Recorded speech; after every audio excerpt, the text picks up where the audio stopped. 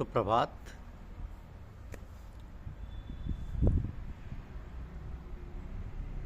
प्रेम और आनंद की धारा। प्रेम और आनंद की धारा, यह हमारी आज की आध्यात्मिक चर्चा का विषय है। ये मनुष्य के ऊपर निर्भर है कि वे अपने को कहाँ स्थापित कर देता है, वह अपने को कहाँ बैठा देता है। यह हमारे ऊपर निर्भर है कि हम स्वर्ग में रहते हैं, नरक में रहते हैं। स्वर्ग और नरक कोई भौगोलिक स्थान नहीं है, वे मानसिक मनोवैज्ञानिक स्थितियाँ हैं। हम में से अधिकतर लोग दिन में कई बार नरक में चले जाते हैं और कई बार स्वर्ग में आ जाते हैं, और हम में से कई लोग स्वर्ग में वापस लौटने का रास्ता ही भूल जाते हैं। लेकिन ऐसे लोग भी हैं जो स्वर्ग में ही निवास करते हैं। आप भी उनमें से एक हो सकते हैं। ज़रूरत है तो कुछ वैज्ञानिक नियमों को समझने की। तो 24 घंटे उन क्षणों का स्मरण करें जो जीवन में अद्भुत थे, ईश्वरीय थे। वे छोटे छोटे क्षण उनका स्मरण करें और उन क्षणों पर अपने जीवन को खड़ा करें, और उन बड़ी बड़ी घटनाओं को भी भूल जाएं जो दुख की, पीड़ा की हैं, घृणा की हैं, हिंसा की हैं। उनका कोई मूल्य नहीं है, उन्हें विसर्जित कर दें।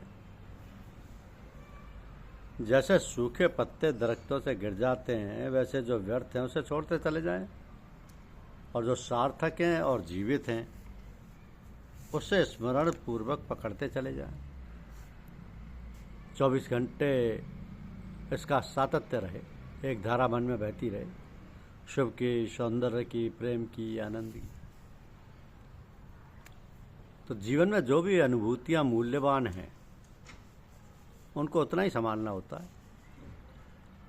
अपनी अनुभूतियों को संभालें, वही आपके जीवन की अनमोल दौलत है, जिससे आपको स्फूर्ति और प्रेरणा पैदा हुई और आप में कुछ श्रेष्ठ करने की ललक जागी। क्योंकि मनुष्य अक्सर ये भूल करता है कि जो भी गलत है उसका वो स्मरण करता है, और जो शुभ है उसको भूल जाता है। तो मनुष्य के बुनियादी भूलों में से एक ये है कि जो भी नकारात्मक है, नेगेटिव है, उसका वो स्मरण करता है, और जो भी सकारात्मक है उसका स्मरण नहीं करता। आपको शायद ये वे क्षण याद आते हों जब आप प्रेम से भरे हुए थे। शायद ये वे क्षण याद आते हों जब आप बहुत शांत हो गए थे। लेकिन आपको वे स्मरण रोज आते हैं, वे क्षण जब आप क्रोधित हुए थे, जब आप अशांत हुए थे। तो जब किसी ने आपका अपमान किया था या आपने किसी से बदला लिया था, आप उन सभी बातों का निरंतर स्मरण करते हैं। तो जो घातक है, समझने की कोशिश करें कि आपके लिए क्या ज़्यादा अच्छा है। अगर आप सकारात्मक अनुभूतियों को स्मरण करते हैं तो उन अनुभूतियों के वापस पैदा होने की संभावना आपके भीतर बढ़ जाएगी। जो आदमी घृणा की बातों को बार बार याद करता हो, बहुत संभावना है आज भी घृणा की कोई घटना उससे घटेगी। तो जो आदमी उदासी की बातों को बार बार स्मरण करता हो, बहुत संभव है आज वो फिर उदास होगा,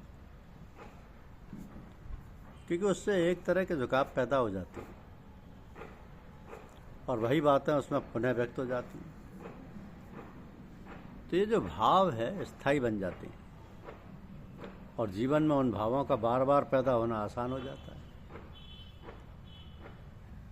तो इससे अपने भीतर विचार करें कि आप किस तरह के भावों को स्मरण करने के आदी हैं। हर आदमी स्मरण करता है। अतीत के जिन भावों को आप स्मरण करते हैं, भविष्य में आप उन्हीं भावों के बीज बो रहे हैं और उनकी फसल काटेंगे। तो अतीत का स्मरण भविष्य के लिए रास्ता बन जाता है। स्मरण पूर्वक जो व्यर्थ है, जिसका कोई उपयोग नहीं, उसे याद ना करें, उसका कोई मूल्य नहीं। अगर उसका स्मरण भी आ जाए तो रुकें और उस स्मरण को कहें कि बाहर जाओ, तुम्हारी कोई आवश्यकता नहीं।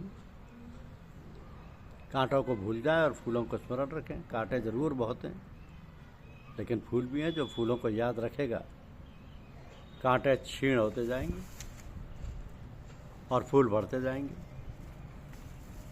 तो जो कांटों का स्मरण रखेगा उसके जीवन में हो सकता है फूल विलीन हो जाए और केवल कांटे ही रह जाए। तो हम जो स्मरण करते हैं वही बनते जाते हैं। जिसका हम निरंतर विचार करते हैं वह विचार हमें परिवर्तित कर देता है और हमारा प्राण हो जाता है। इसलिए शुभ सत्य जो भी आपको श्रेष्ठ मालूम पड़े उसे स्मरण करें।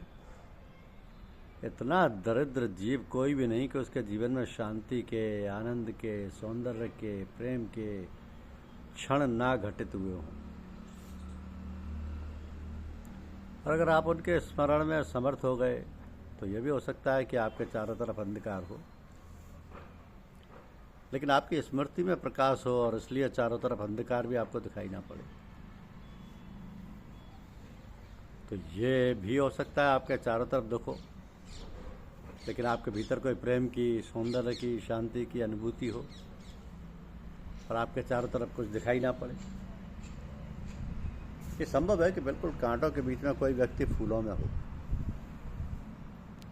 इसके विपरीत भी संभव है और ये हमारे ऊपर निर्भर करता है। तो ये मनुष्य के ऊपर निर्भर है कि वह अपने को कहाँ स्थापित कर देता है, कहाँ बिठा देता है। स्वर्ग नरक वाली स्थिति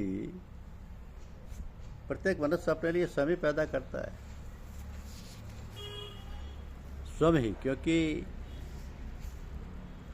व्यक्ति की जैसी दृष्टि होती है वैसी ही सृष्टि का आभास होता है। जैसी दृष्टि वैसी सृष्टि, जैसी हमारी सोच विचार वैसा हमारा जीवन। जीवन में जो कुछ भी अनुभूतियां मूल्यवान हैं उन्हीं को संभालिए। वही आपके जीवन की अनमोल दौलत है, जिनसे आपको स्फूर्ति और प्रेरणा पैदा हुई, आप में कुछ श्रेष्ठ करने की ललक जागी, जो आपको उस पथ पर ले आए जहाँ अब आप भगवत प्राप्ति के उद्देश्य से सद्गुरु के माध्यम से अपने आप को डुबोए हुए हैं और सतत प्रयास करते रहें। भगवत कृपा अवश्य होगी। धन्यवाद। YouTube चैनल को लाइक और सब्सक्राइब अवश्य करें। शुक्रिया।